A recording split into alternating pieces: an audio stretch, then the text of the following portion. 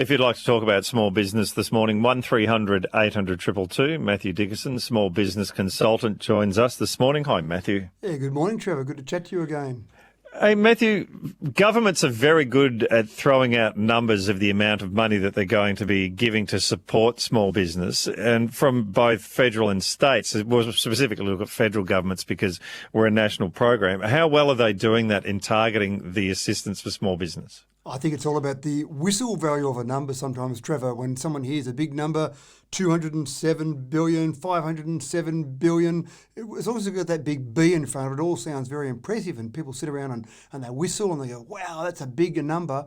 But it comes down to the rubber hitting the road, and that's where it's really important for small business to kind of go through all the various programs and actually feed down into how you can practically use that in your business. Obviously, when you see a number that's a big billions of numbers, that's not going to your small business, but are there pieces of that you can get a hold of? Is a lot of that knowing how to manipulate or use it or to apply for it? You're actually right. There is a part of that. And sometimes I've seen some businesses, Trevor, that get so wound up in chasing the almighty free dollar or the various programs that they forget about maybe just get in and run their business. So you can get too focused on it. There are some things, JobKeeper, for example, was a relatively easy program to get hold of. And if it applied to your business, sure, be all over it. But when you start manipulating businesses, and I have talked to businesses that deliberately shut down, they weren't forced to, they deliberately shut down to get JobKeeper, for example. And I just shook my head and said, well, you're really better off. If you can trade through and not get JobKeeper, good luck to you. There's lots of businesses that needed it. So when you start to manipulate things falsely, or when you start to just chase rather than actually just try and keep running your business, I think you make a mistake. And this has been a bit different. I don't think there's too many businesses that have deliberately chased it, but it's one of those things. If you can just keep running your business and focus on the real basics, you're sometimes better off doing that. One of the things I wondered when I heard and have heard all the way through this, that there's an awful lot of thought put into driving the economy through building, through housing, through all sorts of construction, and whether or not how that affects other small business. Great for people in construction, but does that necessarily mean it's good for everybody? It can be good for a lot of people. If you get housing going, there are so many trades associated with that, and then those tradespeople spend money on so many other parts. It can be as simple as the local tyre reseller can get more business out of the fact that the tradespeople are still turning up on jobs and delivering things to housing. So the flow-on effect from housing is fairly significant. You're also having the banks having to loan money to people. You've got people still retaining some equity in their housing. So I've often seen housing used as a way to drive an economy overall because it does touch so many parts of the economy. And if you start to think about the number of retailers, trades, resellers, a whole range of different people that are used in a house, then you start to realise how many parts of the economy it impacts on. And let's face it, it's not a bad thing to have people in better housing anyway. 1300 800 222 if you want to join us as we take a look at small businesses, how they're being supported through COVID, especially if you are in Melbourne and you are coming out of the lockdown, and how small business is affecting you. 1300 800 222 is the number to call. Income taxes cuts have been another big one, Mathew, because the belief that if you do that, then there's more money out there and people are more likely to spend. Yeah, that's right. And one of the complaints that has been made about that one in particular has been that it's all well and good to have income tax cuts, but you've got to be earning money before you get the income tax cut. So they do sound good, and the logic is certainly there that you're trying to keep that money in the economy. There's no point the government raking in lots of money in income tax, for example, if it's not out there in the economy being spent. So I think there is logic in that one, but you've got to be earning money. Same with company tax cuts or any of the instant asset write-offs. All of those sound really good in a press conference. And for businesses that are making money and businesses that are going forward, they're all fantastic. Being able to spend money on a new asset and write that off instantly in this financial year, that all makes sense. But it all relies on the fact that you've actually got some money and some profitability in the first place. Do you know what I thought? The first thing I thought with that is that if it's only a little bit more in your pay each fortnight or each week, like $20 a fortnight, whether or not that's as significant as somebody getting a lump sum, because when you get a lump sum, you're more likely to go out and buy something. Yeah, you are right. If you remember back to the old TV, I think it was. Everyone called it the TV bonus about 10 or 12 years ago. That was a thing where people got money in and they went straight down to their local retailer and spent all that money in one go. You probably don't notice it as much on a weekly basis, but hopefully that's still just putting a little bit more money back in the economy. When you add up all those little bit mores, it adds up to a large number. So I think it's a good way to fairly distribute some of that income. And the tax cuts were targeted not at the high end, at the lower end, so that hopefully the average battler was just getting that little bit more, or maybe just being able to balance their weekly budget might have been important there. Was that a good example of government actually listening and saying, because it was originally going to be higher income earners, and they listened and actually brought it down? I think they listened to the polls more than anything else, Trevor. Call me a cynic, but I think you're right. There was some listening there. And again, there might have been some logic to have high-end income earners have more money in their pocket to go and spend, but the research showed that those people were more likely to put that into savings or repayments of loans, and that wasn't really what the economy needed at that time. The economy, and still today, the economy needs people to be spending money, not necessarily saving money, as sensible as that might be. I just want to talk the whole JobKeeper idea and whether or not that has been successful in keeping employers in touch with their employees so that when they do get to open up, they can open up quicker. Yeah, you're spot on. And the JobKeeper, the whole concept of JobKeeper, probably the only fault I would have initially with the JobKeeper was they announced shutdowns, and it was about a week, 10 days later when JobKeeper was announced. Now, a lot of people went through a lot of stress, a lot of heartache. A lot of people made significant changes in their business during that period, and then JobKeeper came and they would have made significantly different decisions in their business if that had been around. Now, I understand things were happening pretty quickly at the beginning of COVID back in March, so you can't be too critical on any government because there was no playbook. There was no playbook for those businesses either. They didn't know what to do, but I think it's kept those employees in touch. The big problem now is going to be you've got people sitting around at home getting their money and actually thinking this is quite nice. I'm not going into work each day. I'm doing a bit of work around the house. I'm seeing my partner or my kids. This is all fantastic. Oh, wait up. You want me to go back to work now? Well, I'm not sure if that's such a good idea after all. So there's probably going to be a little bit of heartache, a little bit of pain for those people getting back into the workforce. Do you think that it will change work in general, and that especially small businesses that employ office workers, they'll discover that they are able to work from home now? Are we likely to see, is that mainly going to happen in large business? It can happen across all businesses. Look, I have a dream, Trevor, that maybe we learn a lot out of this pandemic and maybe there's a silver lining somewhere. Unfortunately, I think humans tend to fall back into their old habits. So lots of organisations have had employees who have asked for years, for decades, can we work from home? I don't want to go on that long commute into work. I've got this beautiful, comfortable environment to work from home. Can I do that? And employers have typically said no. During this pandemic, they've had no choice but to say yes. Hopefully coming out the other end of it, they'll see that their employees can be productive, can actually achieve useful work, and they can be monitored for that work and make sure that they're outputting that work. Hopefully employers see that this is actually quite good from a mental health from the employer perspective. Our road toll has gone down with less people on the roads. We've got less pollution because there's less people travelling into work. So all of these positive benefits, but I just am a little bit fearful, Trevor, that we'll just fall back into, oh, great, you can come back into work. Let's all have the workforce back into work tomorrow, and away we go again. If we see an increase in productivity over that period of time, would that be likely to sway employers? I'm not sure what would be likely to sway employers.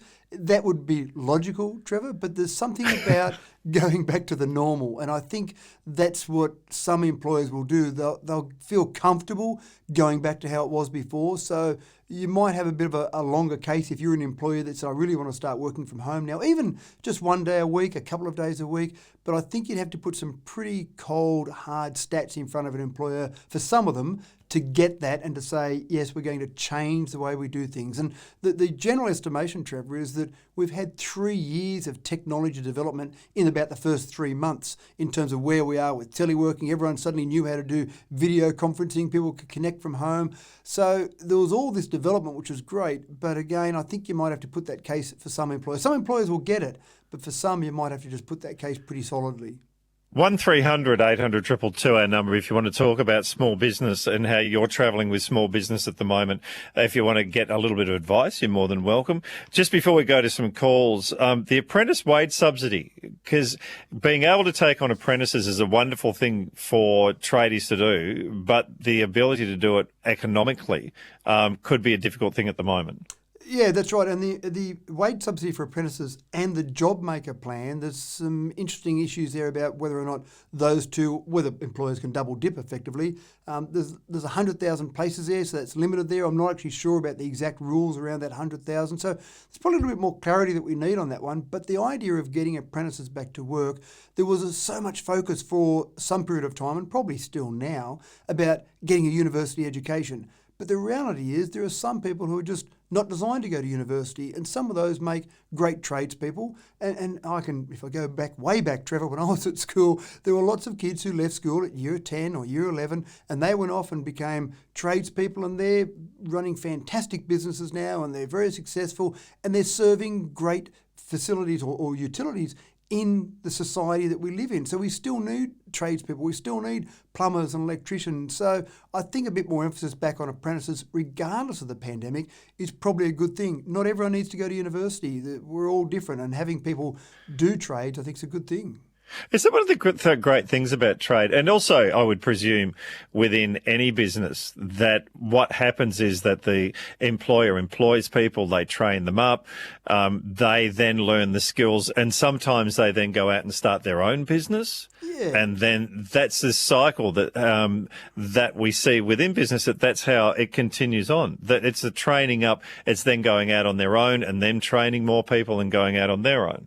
Yeah, and I think that's okay. I think the whole idea of if you want to grow your business, sure, you want your employees to stay with you, but trades are something that many people go out and start their own business, and sometimes people are fantastic at that. Sometimes people are better off being employed by someone who's a bit larger. So you've got the mix of them there, but lots of those trades are small businesses, and many of those are very successful small businesses. Some of them try it and say, hold on, all this paperwork for me. I love getting in and wiring up houses. I don't mean mucking around with paperwork and employing people. I'd rather work for someone else. But it is that continual cycle, and we don't really want to break that cycle, Trevor. We're talking about small business on the program this morning. If you want to join the conversation and talk about how you think too, our number, Mathew Dickerson, small business consultant, is our guest. Mathew, what other things have the federal government's been putting out there as assistance for small business that you think needs talking about? Well, look, I think probably the Jobseeker and JobKeeper are very significant things, and the real issue there is about getting some of those employees back to work, which I mentioned earlier. But some of the feedback I've had from businesses that I've been doing some work with has been in the past when they might have advertised for a position, they might have put it on an online site to get some employees, or they might have advertised in their local papers. They might have received, for example, one business I was talking to the other day said they would typically go back before the pandemic, they would receive 50 or more applications for basically any job they advertised. They're now at the point where they're receiving, say, 10 applications for jobs they're advertising, and those applications may not be of the same standard. And the reality is that we don't see that we've got lots more people employed, but some of those people that are using Jobseeker or JobKeeper may be sitting there and saying, you know what, I'm just going to wait till the end of this and then I'll go out and look for a job. One of the real issues is going to be when those programs finish, and obviously there's some extensions through till March next year, when they finish, that's when I think we're going to see some really big unemployment stats, and we're going to see all these people who are saying, I've been taking it easy, enjoying this. Holy truth, I need to get a job now, but they won't be the only ones saying it. All those other 50 people that might have applied in the past, suddenly they're saying it as well, and then you might see some real issues around getting those people back into work. I don't have an easy solution for that. Whenever you cut those programs off, I think that's when you're going to see those dramatic changes. Actually, if you're an employer and you've noticed that it's harder to get people to work for you, you can give us a ring as well on 1300 800 222. Within that, Mathew, is there a bit of a feeling from people that it was going to be difficult to get work while COVID was there and also afterwards? And so I think a lot of people have actually started studying as well during this period of time because there was a feeling that it was going to be difficult to actually get work. People have changed their lifestyles in a whole range of different ways, Trevor. studying is a great thing to do, to get that degree you never got, or to go back and finish off something. But people have also adjusted the way they live. They've suddenly said, well, do we really need the latest TV or the latest mobile phone or the latest car? Can we cut back our expenses? Can we do with one car only? And so when they've adjusted those expenses, they've realised that maybe one income rather than two might have been enough for our household, and we can have a more relaxed household. Or were we employing a nanny? Now can we not employ the nanny anymore, or someone babysitting for our kids and have one of the parents helping out? So they've changed a whole range of things. When you look at coming back out of that, do they say, well, actually this is working for us, we don't need to go back to how it was before? So things have changed in a whole range of ways. Does it stay the same for employers and small businesses themselves, in that they're going to have to make up a lot of losses, especially in Melbourne, but all around Australia, a lot of losses? So when they may have had a staff member doing that, then perhaps they're going to have to start doing a lot of it themselves? Either themselves, or they're using technology in a different way. And one of the things that I've talked to some businesses about is, especially ones coming out of a lockdown situation, is the 3 R's, Trevor. And the 3 R's from a business perspective is reflect, restart, and then revitalise. So reflect on what you've done over the last 6 months. How have you changed your business? Are there things that you've finally realised you didn't really need to do that, or areas of your business that weren't that profitable? So there is actually, again, I'm always looking for this silver lining, Trevor. There is actually potential there that you might reflect back on your overall business, your strategy going forward, and then restarting. Obviously, how do we incorporate that into just getting back feet on the ground, things ticking away, and then hopefully revitalise, and you go and basically make that business a better, stronger business and more profitable. I don't know that you're ever going to be able to say, we lost X dollars during the pandemic period, we better make that up, because that can be a little bit like a gambler who just lost a bit of money on the last horse race and he's going to win it back on this horse race, and sometimes you can be chasing your tail. Sometimes you just have to accept the fact that we didn't make much money, or we lost money during that period, and now let's start again, and that whole concept of the reflect, restart, revitalise. Has it been different for people in regional areas than for people in the city? Absolutely. You are absolutely spot on. And not just in Victoria. Obviously, there's been that almost iron wall between the regional Victoria and the metro Victoria. But everywhere across Australia, when I speak with people, what you're finding is that cities have been much more focused on some of the lockdown processes, because you've got a lot more people together, and the ability for COVID-19 to be transmitted and spread in a city is much greater. You've got people on crowded buses or on crowded trains, even in crowded supermarkets and shopping malls. In regional areas, you don't have that public transport that people are crowded onto. You don't have extremely crowded supermarkets. So I think people in regional areas have taken a maybe more complacent, maybe more pragmatic approach to it, and they've social distanced, but they probably weren't that close together anyway. So social distancing for people in regional areas was much easier, because people in regional areas weren't all crammed together. So it has been a little bit different, and I think the attitude and the approach has been a little bit different as well.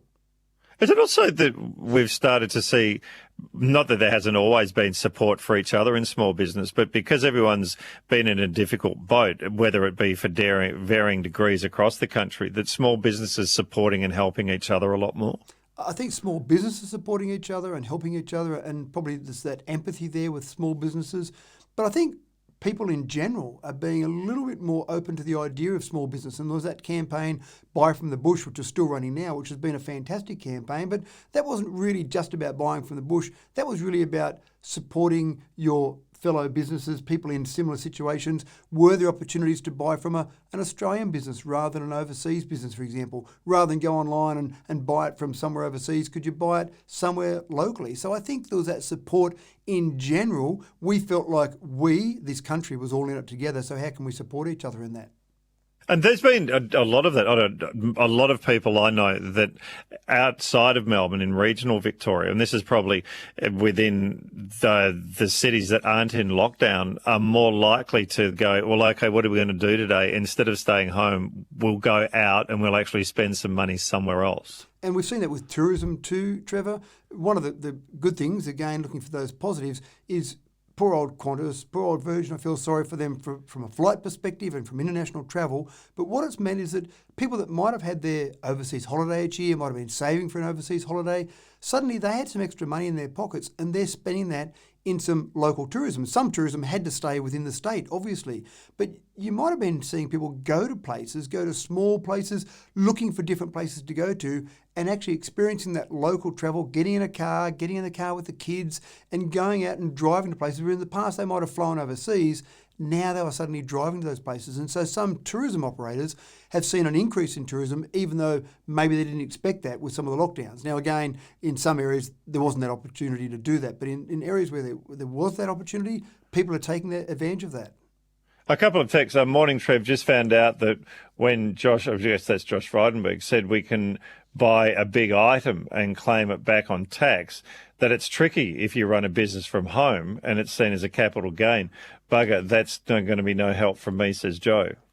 The instant asset write-off needs to be something that's used in the business. You can't, for example, say, gee, I'd like a new lounge chair. I'll go and buy that new lounge chair and write that off from an instant asset write-off perspective. It's got to be used in the business. It's got to be something that you would normally write off in the business. The advantage of the instant asset write-off is that rather than depreciate an item over a number of years, it basically brings all those tax breaks into the current year. And that worked obviously before the 30th of June, so you could get that tax break then. But even now, that's still the case. But yeah, you can't buy something that wouldn't normally be written off and suddenly get a write-off on it. So in that scenario, something from a home perspective, if they were using that in the business, that'd be okay. If they weren't, then that wouldn't be okay.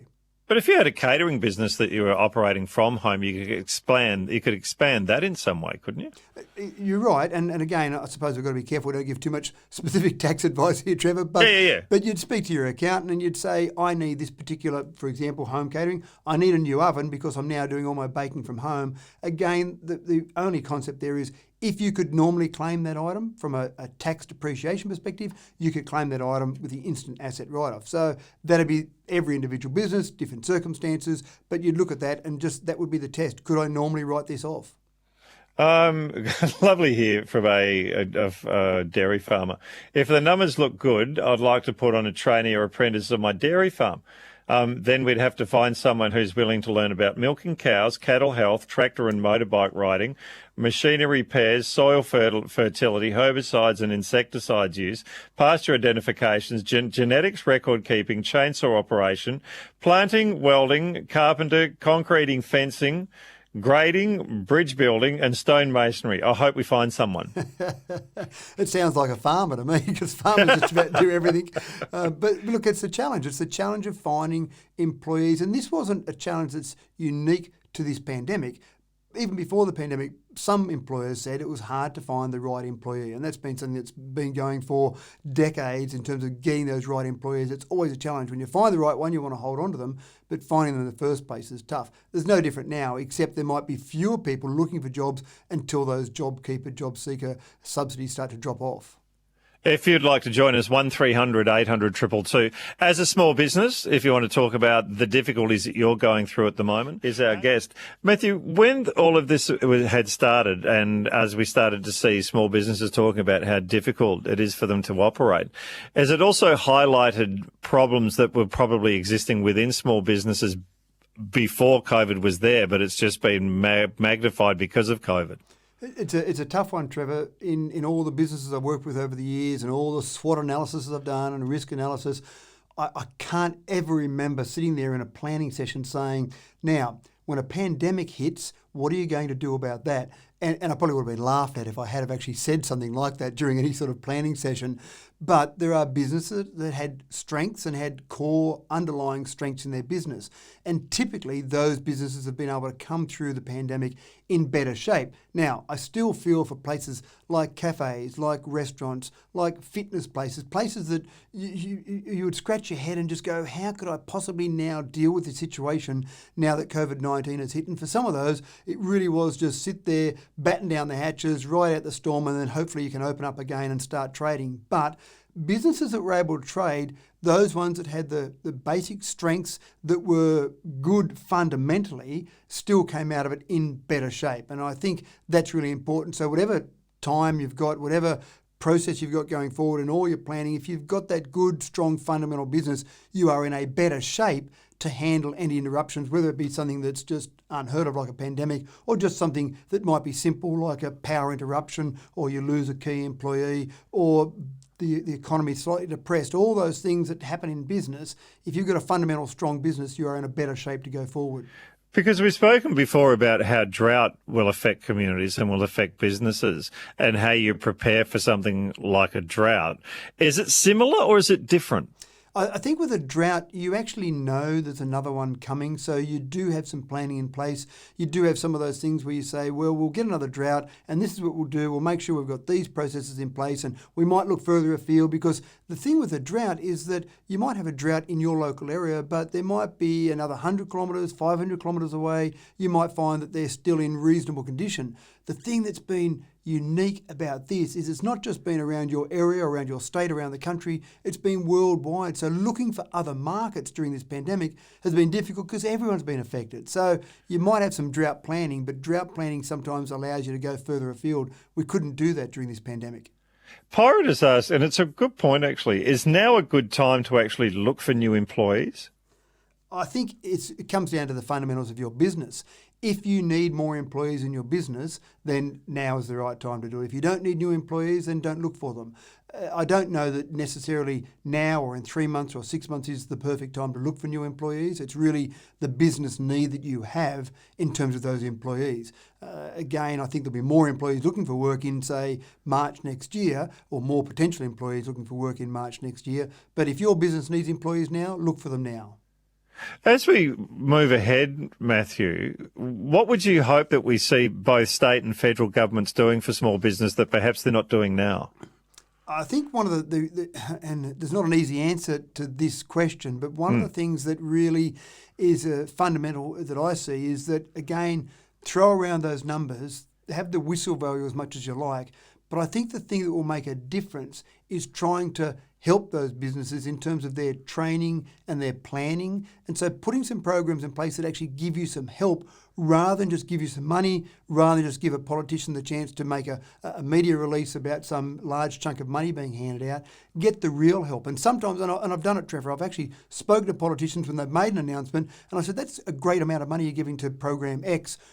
What's it look like? How's it going to actually change an individual's business on the ground level? And sometimes they give you a blank stare. Sometimes they do have the answers, but sometimes they give you a blank stare. And again, that's the really important part here, is getting those programs that make a difference. Sometimes it's not about money. Sometimes it's about help or about training or about some way of changing your processes. I mentioned that buy from the bush before. That wasn't a government-led program. That was a program led by an individual who had an idea, and then it grew from there. So getting programs like that where you're actually making a difference, making a change, encouraging tourism, for example, that local tourism, maybe running some programs that aren't giving any businesses money but actually running advertising for regional tourism to try and get people out of the metro areas out to regional areas for tourism, for example. That might be significantly better for a business than handing over some money to them. Does that mean developmental grants are quite good under these circumstances? Quite often when developmental grants are given out, they're for a short period of time, and then by the time you get it set up, you don't necessarily have the support that you need. But developing different ideas and programs could be a good idea at this time? I think so. I'm a big fan of that, and it's a lot harder for government to do that. It's a lot harder to get those programs in place and get them into the right people. But sometimes those sort of grants where they help develop business skills and help people come back, running workshops, for example, running training programs, doing some online training for how you get those businesses back up and running again, some of those things can be significantly better than just handing over a bunch of cash. A text here that says I was looking into an apprentice, I was looking at an apprentice, but when I looked into it, there were certain conditions to get the government incentives, which made it too hard. It sounded good, but like typical government rhetoric, just wasn't practical. Yeah, and that's where I see those things, Trevor, where some of the announcements sound great, but when you actually get to the practical application of it, they haven't thought it through, or it's a bit difficult. And sometimes businesses say, you know what, we've just got to keep doing what we're doing. We haven't got time to muck around with all those paperwork items and just ticking all those boxes. So that's the real risk for government, making these announcements but having no one use them. Well, that doesn't make a lot of sense. Is there a lot of consultation with local business and people involved in local business by government to work out what small business needs? Probably not, and that's a really tough one. Some of these programs have rolled out so quickly they haven't really had the time to get that consultation. Normally governments, that's one of the things they do. They go and consult with the community because they want to know they're on a winner. But there hasn't really been the time in this scenario to actually do that. Maybe now there might be that little bit of extra breathing space to say, how can we best deliver? Talk to some of the local business chambers, make sure that their members have got some feedback to go through to their head of the chamber to then feedback through to government. But getting out there and talking to those industry bodies, chambers, that type of thing would be absolutely vital at this point in time.